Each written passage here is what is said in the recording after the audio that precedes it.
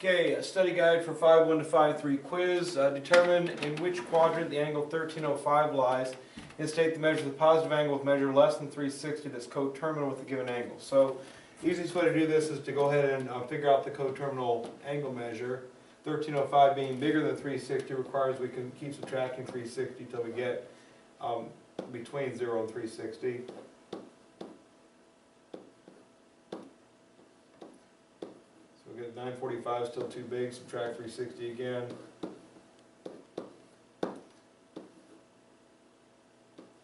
Down to 585, still too big, subtract 360 again. That gets me 225 degrees. So the coterminal angle is 225 degrees. As far as quadrants are concerned, we're keeping in mind that we're starting at angle 0, going counterclockwise, so 90 straight up, 180 to the left, 270 straight down, and then 360 back around to the beginning. 225 would be between 180 and 270, putting me clearly in the third quadrant.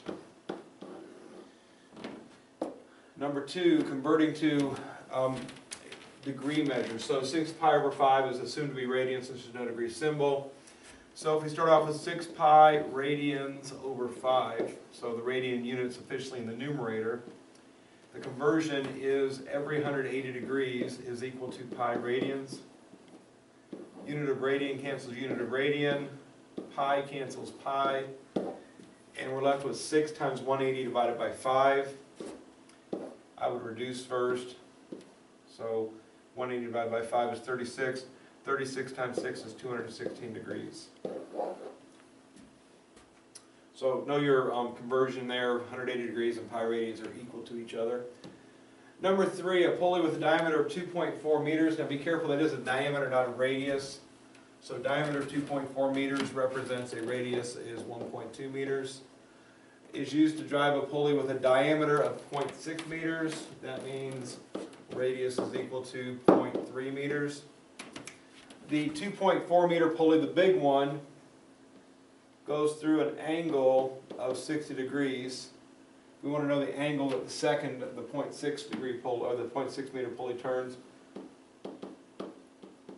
And we figured out that whether it's degrees or radians, the formula r theta works on this. So if we go r sub 1 theta sub 1 is equal to r sub 2 theta sub 2, we substitute everything we know over there.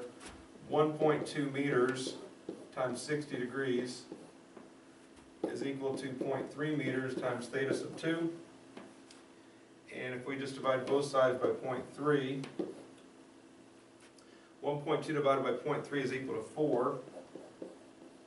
And 4 times 60 is 240 degrees. So theta sub 2 is equal to 240 degrees. Now ask for the answer in both radians and degrees. So find the angle in both radians and degrees. So 240 degrees is the degree measure. So if I want to convert to radians now, 240 degrees, I like to use the DEG when I'm converting. Again, we have pi radians is equivalent to 180 degrees. Degree on top and bottom for cancellation purposes. Want to reduce as much as possible. 0 cancels 0, 24 and 18 both divide by 6, so I'm going to get 4 pi over 3 radians. And again, 240 degrees.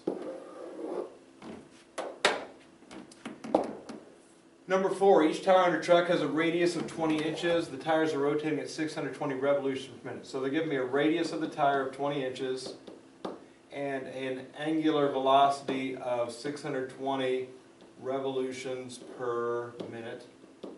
We want to know the speed of the truck in miles per hour. So our formula, linear velocity is equal to radius of a wheel times the angular velocity. We're given a radius and the angular velocity, so what I'm looking for is going to be 20 inches times 620 revolutions per minute. And at this point, it's just a unit conversion problem. First issue is we have an angular unit in there we don't want to have. And the unit we want to get to make the angular unit go away is radians. So we know that one full time around the circle, so one revolution, is equivalent to 2 pi radians. Revolution cancels revolution, and the unit of radians can be thrown out if we wish. And I do wish, because I don't want to have radians that says miles per hour, not radians per hour. So throw radians out. At this point, I've got inches per minute. I want to change inches into miles, so 12 inches is equal to 1 foot. Inch cancels inch. 5,280 feet is equal to 1 mile. Foot cancels foot. And then I've got miles per minute. Now I want miles per hour. 1 hour is equal to 60 minutes. Minute on top, minute on bottom. At this point, I'm left with a unit of mile on top, unit of hours on bottom, what I'm looking for. I simply need to multiply all this stuff, divide these two numbers in order to get the answer. So if I get my calculator out, it was 20 times 620, those are my first two numbers, times 2 times pi, divided by 12, divided by 5,280, times 60. Comes out to 73.7798.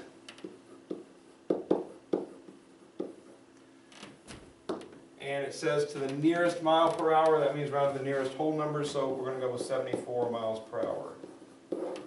Make sure you're rounding properly. I'm probably going to ask for the nearest mile per hour on the actual quiz. Number 5, let theta be an acute angle of a right triangle for which tangent of theta is equal to 12 fifths. So an acute angle, that means between 0 and 90, that puts me in the first quadrant. We dealt with these in other quadrants in another chapter, but just draw this properly here. So if I draw theta down here in the corner, it tells me the tangent of theta is equal to 12 fifths. Tangent's opposite over adjacent. Looking at this angle theta, the right angle being over here, opposite side is the vertical side, the hypotenuse is the slanted side, therefore the adjacent side has to be the horizontal side. We can see the opposite side's measure is 12, the adjacent side's measure is 5, and again, I'm just pretending this is in the first quadrant, this is a right angle, everything, or right angle, but this is less than 90, so everything's positive in this picture. We don't have to worry about directions and stuff like that. We'll see that direction stuff come up in another problem in just a moment. If I just let the hypotenuse be x, the Pythagorean theorem, 25 plus 12 squared, 144 is equal to x squared. Leg squared plus leg squared equals hypotenuse squared. 169 equals x squared, therefore x is going to be the square root of 169, better known as 13. So just like that, I know the opposite, the adjacent hypotenuse. They tell me to find sine of theta. Sine is opposite over hypotenuse. We recall our trig ratios, so opposite over hypotenuse would be 12/13. So use the trig function given to draw the triangle, use the Pythagorean theorem to find the missing side, and then give me the appropriate trig ratio that we're asking for. Number 6, the angle of elevation from a point 15 meters from the base of a tower to the top of the tower is 74.7 degrees. Find the height of the tower round to the nearest whole number. So if we have a tower, there's a tower, and we're at some point 15 meters from the base of the tower. So what they're telling me is I'm here 15 meters away from the base of the tower. So if this is me doing my measurements, that's where I'm at. And the angle of elevation at the top of the tower, so if I'm here going and looking up to the top of the tower, I've measured that this angle here is 74.7 degrees. We're going to assume the tower is a right angle. I'll always assume everything's sitting at a right angle to the ground for right now. It just makes life easier. We might get curved, like slanted things at some point in another chapter, but we haven't learned the math yet to do those. Our goal is to find the height of the tower, so that's what we're looking for. Looking at my 74.7 degree angle, x is the opposite side, 15 is the adjacent side, and the slanted side again is the hypotenuse. The two sides we're working with, what we're trying to find opposite, what we know is the adjacent. That tells me tangent is going to be helpful in this situation. Tangent of the angle is equal to the opposite over the adjacent. Calculator knows the tangent is 74.7. I'm going to make sure I'm in degree mode. I can check up there, it says degree. But you can do here just to be verifying that radian degree per in degree. So if I type in tangent 74.7, 3.6554.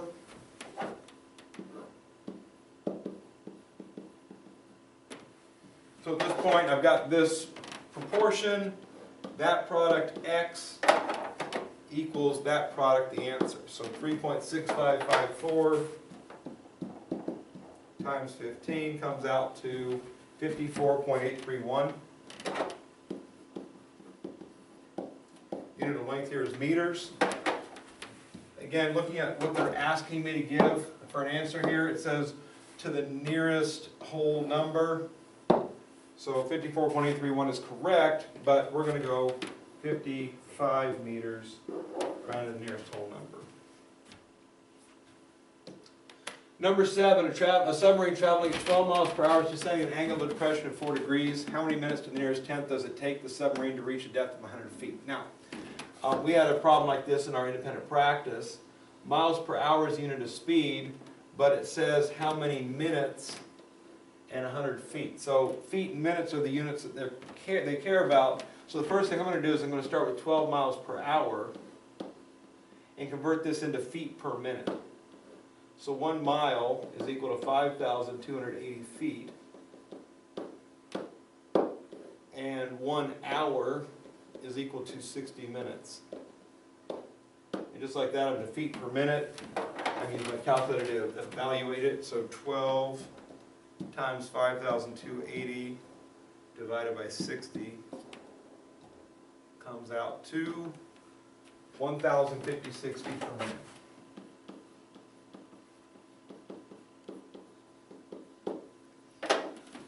Alright, that speed is much more useful to me than the 12 miles per hour. And again, it's going to be that structure on the test too, so be looking for that. Now, considering the submarine's travel here, anytime you do an angle of depression, angle of elevation, you always want to start with a horizontal line. Angle of depression means the submarine's here and he's going downward, descending. So, and the angle of depression itself is measured from the horizontal to the path of the submarine, 4 degrees.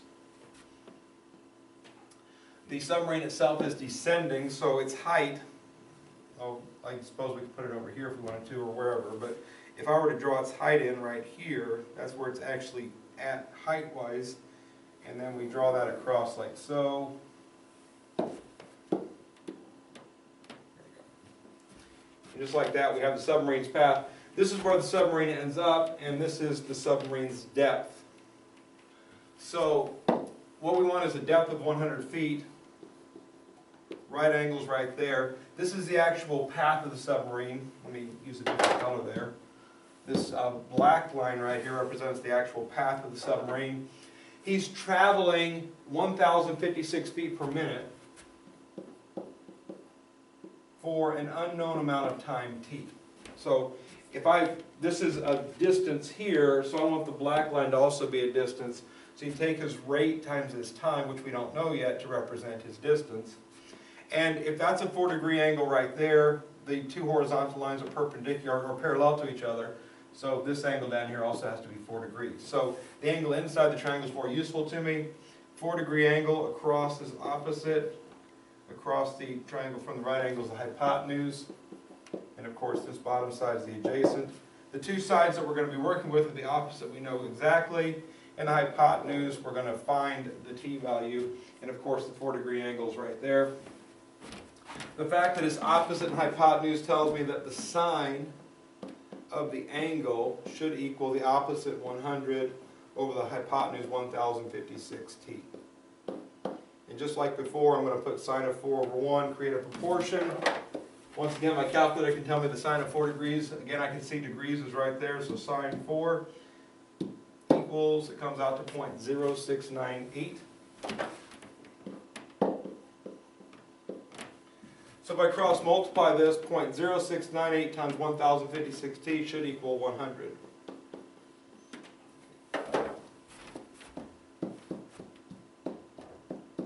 So I'm doing 0.0698 times 1056 here. That comes out to 73.7088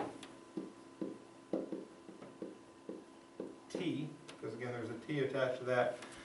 So to get the answer, 100 divided by 73.7088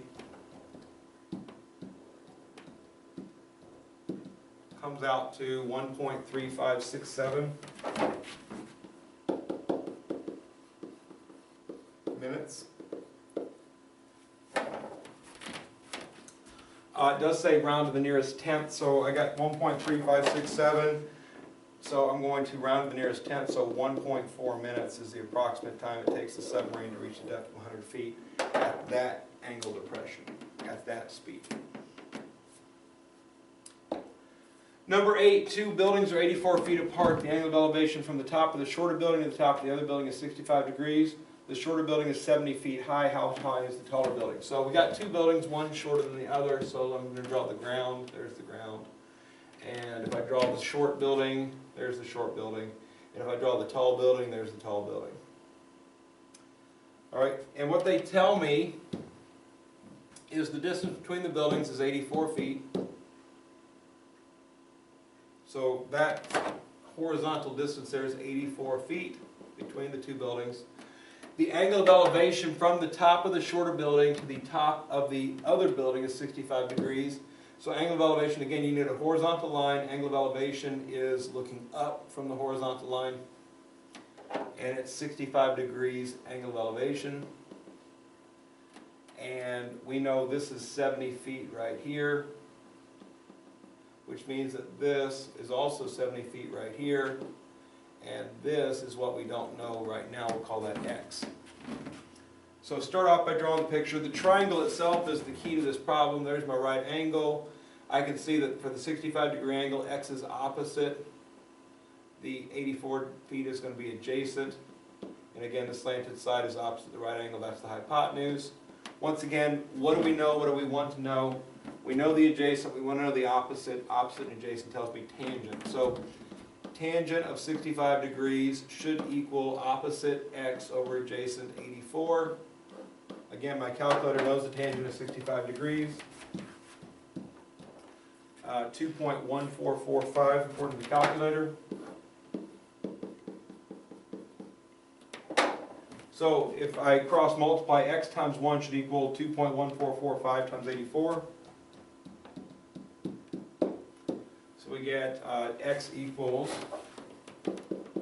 180.138 feet. Now, it doesn't specify a certain number of decimal places in this one, so I'd probably go a couple decimal places. But keep in mind, x is not the height of the building. X is only that much of the building. We need to add 70 to that number, the height of the other building. So however tall this building is, that's how far up we are to get this point where the right angle occurs. Trigonometry is finding this measure. It's not finding out this. So we take what we found plus the distance of the other building to get the height of the bigger building, the taller building. So I end up with 250, and again, rounding to a couple decimal places, 0.14 feet would be the height of the taller building. Number 9, find the value of each of the 6 trig functions for the angle whose terminal side passes to the point -3, 4. So 1, 2, 3, 1, 2, 3, 4. There's the terminal side. So if I were to draw a vector from the origin through that point, looks like this. What I want to do with that is I want to come straight down from the point to the x-axis. If I was below the x-axis, I'd want to go straight up from the point to the x-axis. Doesn't show up very well. Let's go a different color. All right. So wherever the point is, I'm going to go to the nearest x-axis. So in this case, going down. If it's in the first quadrant, down. Third and fourth quadrant, you go up. But you want to create that right angle. And again, the point is the important part there. So you want anything along this line is not as good as that point they give me. Right angle goes there. The horizontal measure is 3, but we're going to the left. The vertical measure is 4, and we're going up. So just like that, we can establish the length of the sides and also what sign they are. And then the hypotenuse is, by the Pythagorean theorem, 3 squared plus 4 squared is equal to x squared. So x squared is 25. So of course x equals 5. Hopefully 3, 4, 5 right triangle. You would have seen that anyway, but in case you didn't, Pythagorean theorem still works. Remember, the hypotenuse is always positive. So the only negatives that can occur are on the legs. Going left is negative, going up is positive. There's your negative measure there. Then we need to identify the measure of the 6 trig functions. The angle that we're actually getting here is this angle right here, called alpha to give it a name. So we want to know sine of alpha equals something, cosine of alpha equals something, tangent of alpha equals something. We'll start off there and then we'll do the reciprocal functions afterwards. Oops.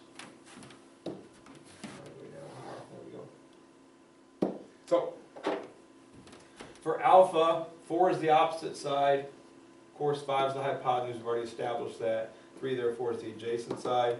So the sine ratio opposite over hypotenuse, cosine ratio adjacent over hypotenuse, tangent opposite over adjacent, and 4 over negative 3. So I like to put my minuses on top, so negative 4/3.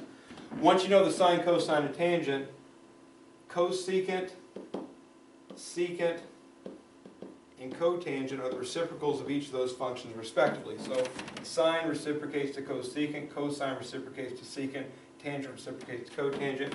So the reciprocal of sine 4/5 will be 5/4. Reciprocal of cosine negative 3/5 is negative 5/3. Reciprocal of cotangent would be negative 3/4. Flip the fraction, keep the sign. So there's my 6 trig functions. So again, this point just gives you where you're going, so it gets you in a quadrant. Again, left or right, negative, positive for x, up or down, positive, up, negative, down for y.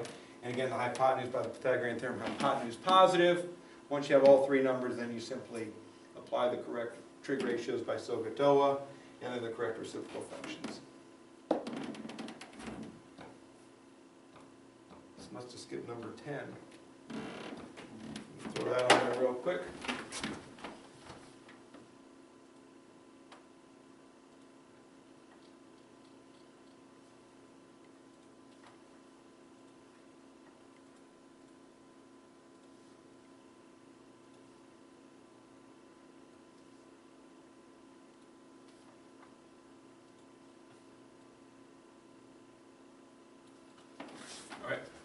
So number 10, this is kind of like the one we did earlier where I told you tangent asked you for sine. Now I'm telling you secant asked you for cotangent. But they're giving us this piece of information here to establish a quadrant. So if you consider the radian measure of angles, 0 radians, pi over 2 radians, pi radians, 3 pi over 2 radians, and then 2 pi radians. And it tells us that theta lives between pi and 3 pi over 2. It just tells us we're into the 3rd quadrant. Okay, so I'm going to draw my vector into the 3rd quadrant, and again I'm going to go to the nearest x-axis to create a right angle. I know secant of theta is equal to negative 2, which tells me cosine of theta is equal to negative 1/2. Keep in mind, you want to get into sine, cosine, or tangent because that's your comfort zone on these. SOHCAHTOA is there, and cosine is adjacent over hypotenuse. So, same rules as before. These sides can be negative, the hypotenuse is always positive. So if the adjacent side, here's where theta is right here, always up in the corner from the vector to the x-axis is where the angle that we're working with is going to be. The adjacent side is right here. The opposite side is over here. The hypotenuse is the slant. Okay. The adjacent side, negative 1 over the hypotenuse, positive 2. So one of these numbers has to be negative. This one's going left, it's negative. The hypotenuse is always positive, so there's no question about that. If I do the Pythagorean theorem, opposite side being x, x squared plus 1 squared is equal to 2 squared. Even if it's negative when you square it, it's positive. Be careful of that. So x squared is equal to 3. So x is going to equal the square root of 3. So just like that, I now know the opposite of the adjacent hypotenuse. They're asking me to find the cotangent. So again, if I go back to SOHCAHTOA, our mnemonic device for memorizing sine, cosine, and tangent, focusing on tangent, tangent is opposite over adjacent. So tangent of theta is going to be square root of 3 over negative 1. That means the cotangent is going to be the reciprocal function, so negative 1 over the square root of 3. And of course, we don't like to leave square roots in the denominator, so multiply top and bottom by the square root of 3. We get a cotangent value of negative square root of 3 over 3. Finally, the bonus. A person standing some distance away from the Space Needle in Seattle measures the angle of elevation top is 37.1 degrees. So let's start off there. So let's say the Space Needle, I'm going to make it a very boring Space Needle, but there's the Space Needle. All right. And the person is standing some unknown distance away from the Space Needle, so this right here we'll call X. And they measure the angle of elevation to the top of the Space Needle as, from that point, 37.1 degrees. The height of the Space Needle is unknown, so if I just focus on that much right there, what my facts are is for the 37-degree angle, the opposite side is h, the adjacent side is x, and of course we assume a right angle to the ground, the hypotenuse is the slant. The two sides we are worried about whatsoever are opposite adjacent, that tells me tangent. So I know that tangent of 37.1 degrees should equal h over x. And even better than that, I can get, if I cross multiply, h is equal to x tangent of 37.1 degrees.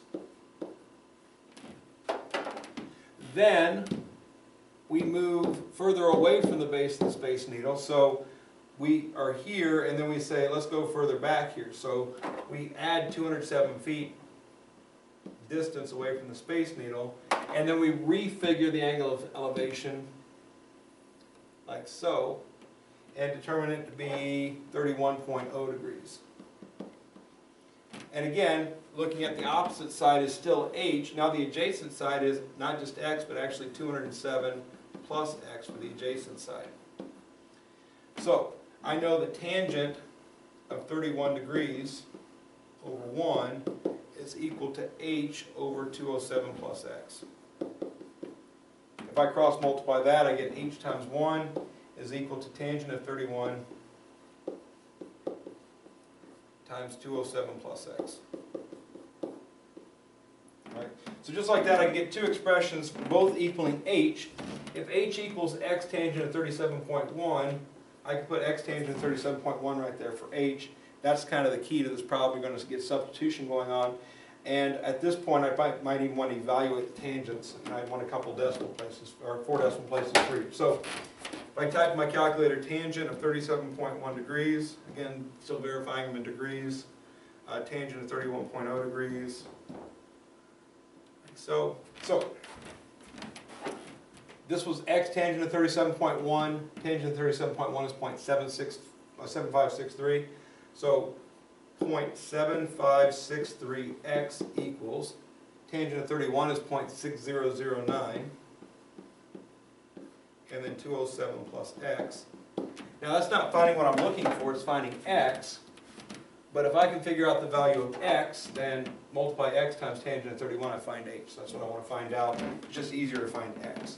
So a little distributive property going on right here. So 0.7563x is equal to 0.6009 times 207. Comes out to 124.3863 plus 0.6009x. Of course, move that to the other side.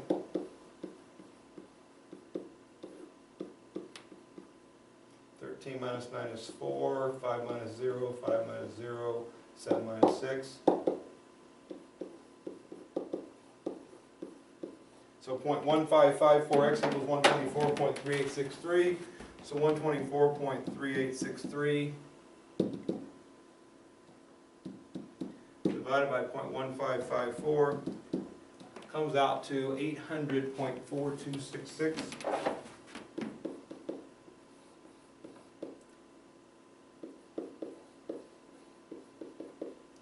Again, what x represents, if I go ahead and go full page on this one, what x represents is this right here. What we want to know is what that is. So x is equal to, or sorry, h is equal to x tangent of 37.1. So, and that's just 0.7563. So I want to do 0.7563 times 800.4266 to get the actual height of this thing. Comes out to 605 feet.